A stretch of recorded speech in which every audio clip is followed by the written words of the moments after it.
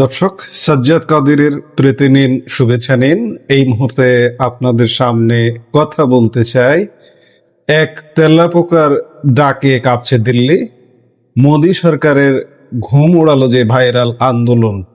আমরা সাম্প্রতিক সময় দেখেছি যে তরুণ সমাজ, তরুণ প্রজন্ম এই সাম্প্রতিক কয়েক বছরে, বিশেষ করে আমি উপমহাদেশের কথাই যদি বলি, শ্রীলঙ্কা, বাংলাদেশ, নেপাল, তরুণ সমাজের আন্দোলনে সরকার পড়ে যেতে। আসলে তরুণরাই শুধু আজকে নয়, বছরের পর বছর ধরে তরুণরাই আসলে সরকার পতনে মূল ভূমিকা পালন করে। যেমন আপনি যদি বাংলাদেশে বা আমাদের এই সাবকন্টিনেন্টের কথাই বলেন, 69-এর গণ অভ্যুত্থানে কিন্তু আইয়ুব শাহের পতন হয়েছিল, তরুণরাই সেটি পতন করেছিল।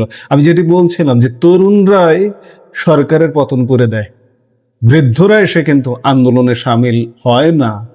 কিন্তু সাম্প্রতিক সময় যুক্ত হয়েছে নয়া ডিজিটাল অনলাইন প্ল্যাটফর্ম, এবং অনলাইন প্ল্যাটফর্মের মাধ্যমে, আন্দোলনের মাধ্যমে পুরো সরকার পড়ে যাচ্ছে।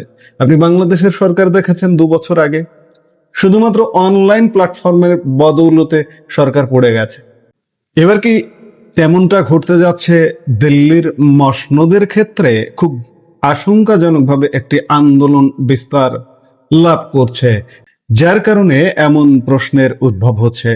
বাংলাদেশ ও ভারতের রাজনৈতিক অঙ্গনে আমরা আসলে কত কিছুই না দেখছি, কিন্তু কখনো কি শুনেছেন একটা মাত্র পোকামাকড়, হ্যাঁ একটা সাধারণ তেলাপোকা একটি দেশের শক্তিশালী সরকারকে নাড়িয়ে দেওয়ার ক্ষমতা রাখে? শুনতে অদ্ভুত লাগলেও এই মুহূর্তে ভারতের রাজনীতিতে ঠিক এই অবিশ্বাস্য কাণ্ডটি ঘটছে। দিল্লির মসনদে 12 বছর ধরে বসে আছেন নরেন্দ্র মোদী। বিশ্ব রাজনীতিতে তার দাপট অনস্বীকার্য, কিন্তু সেই মোদী সরকারের ঘুম উড়িয়ে দিয়েছে সম্পূর্ণ নতুন এক ভাইরাল আন্দোলন, যার নাম ককরোচ জনতা পার্টি বা সিজেপি। যে আন্দোলনটি শুরু হয়েছিল স্রেফ সোশ্যাল মিডিয়ার একটা ব্যঙ্গ বা স্যাটার হিসেবে, তা আজ কোটি কোটি তরুণের ক্ষোভের আগুনে রূপ নিয়েছে। কিন্তু কিভাবে ছড়ালো এই আগুন? ভারতের সুপ্রিম কোর্টের প্রধান বিচারপতির একটি মন্তব্য কিভাবে মোদী সরকারের বিরুদ্ধে তরুণদের সবচেয়ে বড় হাতিয়ার হয়ে উঠল? আর কেনই বা বাংলাদেশ ও ভারতের যুব সমাজের জন্য এই ঘটনা জানা অত্যন্ত জরুরি। বিশ্বের অন্যতম শীর্ষ গণমাধ্যম, ব্রিটিশ গণমাধ্যম দ্য টেলিগ্রাফ একটি স্টোরি করেছে এই বিষয়ে। আমরা সেই স্টোরির আলোকেই কি ঘটনা ঘটছে সেটি বুঝতে চেষ্টা করব। বন্ধুরা, এই পুরো ঘটনার সূত্রপাত মাত্র 1 মাস আগে। একটি মামলার শুনানির সময় ভারতের সুপ্রিম কোর্টের শীর্ষ বিচারপতি সূর্যকান্ত দেশের বেকার যুবকদের উদ্দেশ্যে এমন একটি মন্তব্য করেন যা কেউ স্বপ্নেও ভাবেনি। তিনি দেশের বেকার তরুণদের তুলনা করেন তেলাপোকা এবং পরজীবী বা প্যারাসাইটের সাথে। বিচারপতি সূর্যকান্ত ঠিক কি বলেছিলেন তা যদি আমি হুবহু আপনাদের জানাই, তিনি বলেছিলেন, আজকাল এমন কিছু তরুণ আছে যারা তেলাপোকার মতো, যারা কোনো চাকরি পায় না বা পেশাগত জীবনে কোনো জায়গা করতে পারে না। এদের মধ্যে কেউ কেউ গণমাধ্যম কর্মী হয়ে যায়, কেউ সোশ্যাল মিডিয়া চালায়, কেউ আরটিআই অ্যাক্টিভিস্ট বা অন্য কোনো ধরনের আন্দোলনকারী হয়ে ওঠে এবং তারা সবাইকে আক্রমণ করা শুরু করে। ভেবে দেখুন, দেশের কোটি কোটি বেকার তরুণ যারা বছরের পর বছর পড়াশোনা করে একটা চাকরির জন্য লড়াই করছে, তাদের এই শিক্ষাগত ও কর্মসংস্থান সংকটের দিনে দেশের শীর্ষ আদালত থেকে তেলাপোকা বলে কটাক্ষ করা হলো। যদিও পরবর্তীতে বিচারপতি সূর্যকান্ত ড্যামেজ কন্ট্রোলের চেষ্টা করেন এবং বলেন যে তিনি আসলে ভুয়া ডিগ্রিধারী ব্যক্তিদের কথা বুঝিয়েছেন, কিন্তু ততক্ষণে যা হওয়ার হয়ে গেছে। এই অপমান ভারতের তরুণদের বুকে তীরের মতো গিয়ে বেঁধেছে, আর এই অপমানই পরিণত হয়েছে এক মহা বিস্ফোরণের জ্বলন্ত সলতেতে। অপমানের এই আগুনকে একটি সুনির্দিষ্ট আন্দোলনে রূপ দেন 30 বছর বয়সী এক তরুণ অভিজিৎ দীপকে। তিনি আমেরিকার একটি বিশ্ববিদ্যালয় থেকে মাস্টার্স করছেন। বিচারপতির এই মন্তব্য পড়ার পর তিনি মোদির দল ভারতীয় জনতা পার্টি বা বিজেপির নামের সাথে মিলিয়ে সম্পূর্ণ ব্যঙ্গাত্মকভাবে তৈরি করেন ককরোচ জনতা পার্টি বা সিজেপি। অভিজিৎ দীপকে দ্য টেলিগ্রাফ পত্রিকাকে দেওয়া এক সাক্ষাৎকারে অত্যন্ত গর্জে উঠে বলেছেন, এই ব্যবস্থার কাছে আমরা কেবলই ক্ষতিকারক পোকা, আমাদের কোনো গুরুত্ব নেই, আমাদের খুব সহজেই উপেক্ষা করা যায় এবং আমরা সম্পূর্ণ ফেলে দেওয়ার মতো বস্তু। কিন্তু ভুলে যাবেন না, তেলাপোকা কিন্তু যে কোনো কঠিন পরিস্থিতিতেও টেকে থাকে। আপনি আমাদের দমন করার চেষ্টা করতে পারেন, কিন্তু আমাদের কোনোদিনও নির্মূল বা শেষ করতে পারবেন না।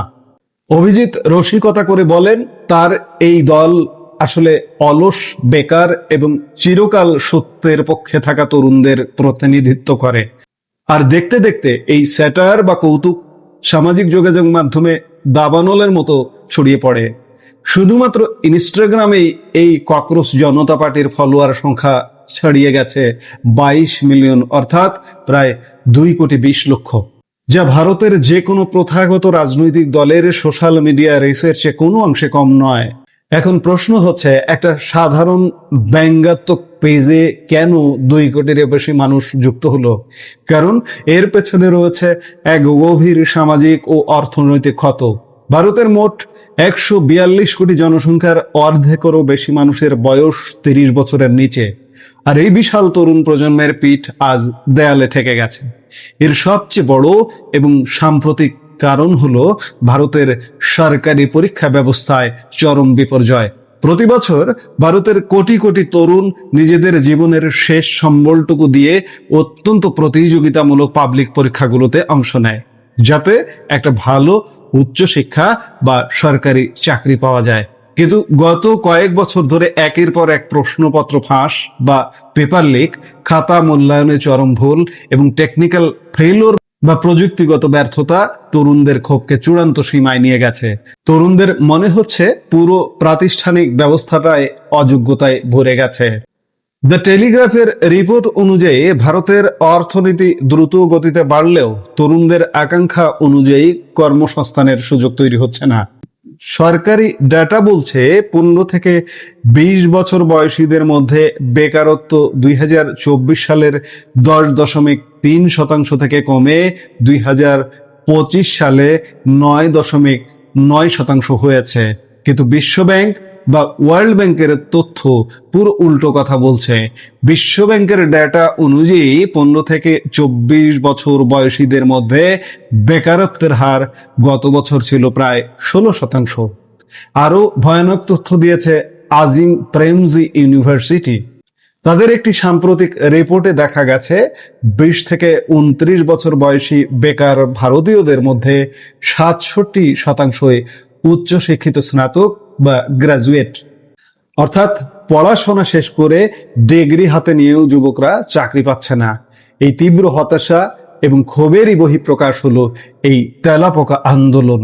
এতদিন এই আন্দোলন ছিল কেবলই ইন্টারনেটে, রিলসে আর মিমে, কিন্তু গতকাল শনিবার এই অনলাইনের শক্তি প্রথমবার আছড়ে পড়ল দিল্লির রাজপথে। ককরোচ জনতা পার্টির প্রতিষ্ঠাতা অভিজিৎ দীপকে আমেরিকা থেকে সরাসরি উড়ে আসেন ভারতের রাজধানী নয়াদিল্লিতে নিজের জীবনের প্রথম রাজনৈতিক স্ট্রিট প্রোটেস্ট বা রাজপথের আন্দোলনে নেতৃত্ব দিতে। দিল্লির পার্লামেন্টের কাছে প্রতিবাদী জোনে শত শত তরুণ এসে জড়ো হয়। তাদের হাতে ছিল এআই জেনারেটেড তেলাপোকার পোস্টার এবং প্ল্যাকার্ড, আর তাদের স্লোগানে কেঁপে ওঠে দিল্লির রাস্তা। তারা স্লোগান দিচ্ছিল, ককরোচেস আর কামিং, ধর্মেন্দ্র প্রধান ইজ গোয়িং, অর্থাৎ তেলাপোকা আসছে, শিক্ষামন্ত্রী ধর্মেন্দ্র প্রধানের বিদায় নিশ্চিত। হ্যাঁ বন্ধুরা, এই আন্দোলনের বর্তমান মূল দাবি হলো ভারতের শিক্ষামন্ত্রী ধর্মেন্দ্র প্রধানের পদত্যাগ। অভিজিৎ দীপকে স্পষ্ট ভাষায় বলেছেন, একজন শিক্ষামন্ত্রী যার নাকের ডগায় এত বড় বড় পরীক্ষা কেলেঙ্কারি আর বিশৃঙ্খলা ঘটছে, তিনি কিভাবে নিজের পদে বহাল থাকেন? এই অসংবেদনশীল রাষ্ট্র ব্যবস্থা আমাদের সবাইকে বোকা বানাচ্ছে। অভিজিৎ আরো জানান, তিনি কোনো ব্যতিক্রমী কেউ নন। তিনি নিজে মহারাষ্ট্রের সম্ভাজিনগরের একটি দলিত পরিবারে বড় হয়েছেন। জাতিগত বৈষম্য ও সামাজিক অসমতা তিনি খুব কাছ থেকে দেখেছেন। নিজের অধিকার রক্ষার তাগিদেই 2024 সালে মার্কিন যুক্তরাষ্ট্রে পড়তে যাওয়ার আগে তিনি আম আদমি পার্টি বা এএপি এর সোশ্যাল মিডিয়া স্ট্র্যাটেজিস্ট হিসেবেও কাজ করেছিলেন। তাই সাধারণ তরুণদের মানসিকতা তিনি খুব ভালো করেই বোঝেন। তাহলে কি এই তেলাপোকা আন্দোলন সত্যিই নরেন্দ্র মোদীর 12 বছরের শক্তিশালী শাসনকে ক্ষমতাচ্যুত করতে পারবে? দ্য টেলিগ্রাফ কিন্তু এখানে একটি অত্যন্ত গুরুত্বপূর্ণ এবং বাস্তবসম্মত রাজনৈতিক বিশ্লেষণ তুলে ধরেছে। আমাদের মনে রাখতে হবে, নরেন্দ্র মোদী এখনো বিশ্বের অন্যতম জনপ্রিয় নির্বাচিত নেতা। গত মার্চ মাসে প্রকাশিত মর্নিং কনসাল্টের একটি আন্তর্জাতিক জরিপ অনুযায়ী ভারতের 68% মানুষ এখনো মোদীর কাজকর্মের উপর পূর্ণ আস্থা প্রকাশ করেছেন। ফলে যে কোনো বিরোধী দলের জন্য মোদীকে চ্যালেঞ্জ করা অত্যন্ত কঠিন। অভিজিৎ দীপকের নিজেও স্বীকার করেছেন যে তারা কোনো নির্বাচনী দল নন এবং সরাসরি মোদীকে ক্ষমতাচ্যুত করার দাবি তারা করছেন না। কিন্তু তরুণেরা যে মোদী সরকারের ওপর অন্ধভাবে ভরসা রাখছে না, এই আন্দোলন তার প্রমাণ। ভারতের বিখ্যাত রাজনৈতিক বিশ্লেষক এবং ভারত জোড়ো অভিযানের জাতীয় আহ্বায়ক যোগেন্দ্র যাদব এই বিষয়ে দ্য টেলিগ্রাফকে একটি দারুণ কথা বলেছেন। তিনি সতর্ক করে দিয়ে বলেছেন, এখনই সিজেপিকে একটি স্থায়ী বৃহৎ আন্দোলন বা মুভমেন্ট হিসেবে দেখা ভুল হবে। এটি আসলে একটি বিশেষ মুহূর্ত বা মোমেন্ট। এই মুহূর্তটি আসলে মোদী সরকারের প্রতি তরুণদের ক্রমবর্ধমান অসন্তোষ, বিরোধী দলগুলোর শূন্যতা এবং সাধারণ মানুষের ভেতরে জমে থাকা অর্থনৈতিক কষ্টের বহিঃপ্রকাশ। যোগেন্দ্র যাদব আরও যোগ করেন, বর্তমান ভারতে সরকার মিডিয়া, নির্বাচন ব্যবস্থা এবং বিচার ব্যবস্থার ওপর নিয়ন্ত্রণ প্রায় সম্পূর্ণ করে ফেলেছে। যখন প্রথাগত সংসদীয় বিরোধী দলগুলো তরুণদের এই ক্ষোভকে রাজপথে ফুটিয়ে তুলতে ব্যর্থ হচ্ছে, ঠিক তখনই এই ডিজিটাল স্পেস বা শূন্যস্থান ব্যবহার করে মিম, কৌতুক আর সোশ্যাল মিডিয়ার মাধ্যমে এই ধরনের অভিনব তেলাপোকা আন্দোলন জন্ম দিচ্ছে। বিশ্ব রাজনীতিতে এখন গম্ভীর বক্তৃতার চেয়ে মেম আর হিউমার বা রসিকতা অনেক বেশি শক্তিশালী রাজনৈতিক হাতিয়ার হয়ে উঠছে। অভিজিৎ দীপকের একটি কথা দিয়ে আমরা এই মুহূর্তের ভিডিওটি শেষ করতে চাই। তিনি বলেছেন, আজকের ঐতিহ্যবাহী রাজনৈতিক দলগুলো তরুণদের কেবল 5 বছর পর পর ভোট ব্যাংক হিসেবে ব্যবহার করে, কিন্তু রাজনীতি কোনো মৌসুমি ব্যবসা বা সিজনাল অ্যাক্টিভিটি নয়। এটি হলো প্রতিদিন সরকারকে প্রশ্ন করার এবং অধিকার বুঝে নেওয়ার একটি প্রক্রিয়া। বন্ধুরা, এই কক্রোশ জনতা পার্টির উত্থান আমাদের ভারত ও বাংলাদেশের যুব সমাজকে একটা মস্ত বড় শিক্ষা দেয়।